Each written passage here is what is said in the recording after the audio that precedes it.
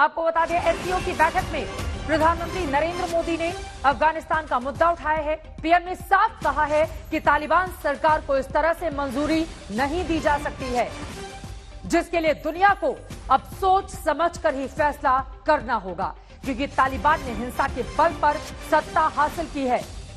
कोई और कट्टरपंथी भी आगे हिंसा से सत्ता हासिल कर सकता है। इस वजह से सोच समझकर ही इस पूरे मामले में दुनिया फैसला ले।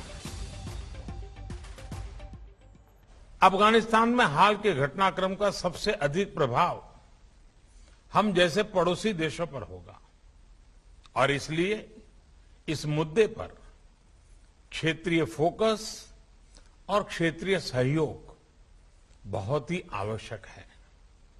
इस संदर्भ में हमें 4 विषयों पर ध्यान देना होगा। पहला मुद्दा यह है कि अफगानिस्तान में सत्ता परिवर्तन इंक्लूसिव नहीं है और बिना नेगोशिएशन के हुआ है। इससे नई व्यवस्था की स्वीकार्यता पर सवाल उठते हैं। महिलाओं तथा अल्पसंख्यकों सहित अफगान समाज के सभी वर्गों का प्रतिनिधित्व भी महत्वपूर्ण है और इसलिए यह आवश्यक है कि नई व्यवस्था की मान्यता पर फैसला ग्लोबल कम्युनिटी सोच समझकर और सामूहिक तरह से ले। हमें मिलकर सुनिश्चित करना चाहिए कि अफगानिस्तान की धरती का उपयोग किसी भी देश में आतंकवाद फैलाने के लिए न हो।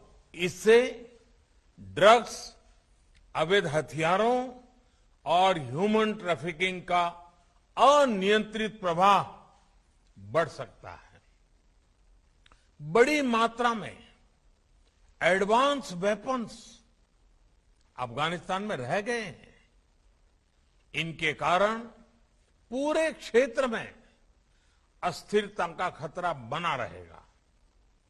इन फ्लोज को मॉनिटर करने और इंफॉर्मेशन शेयरिंग बढ़ाने के लिए एससीओ रैट्स मैकेनिज्म्स सकारात्मक भूमिका निभा सकता है।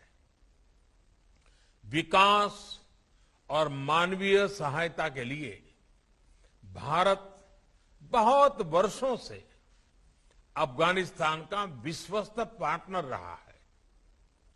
इंफ्रास्ट्रक्चर से लेकर शिक्षा, सेहत और कैपेसिटी बिल्डिंग तक हर सेक्टर में और अफगानिस्तान के हर भाग में हमने अपना योगदान दिया है।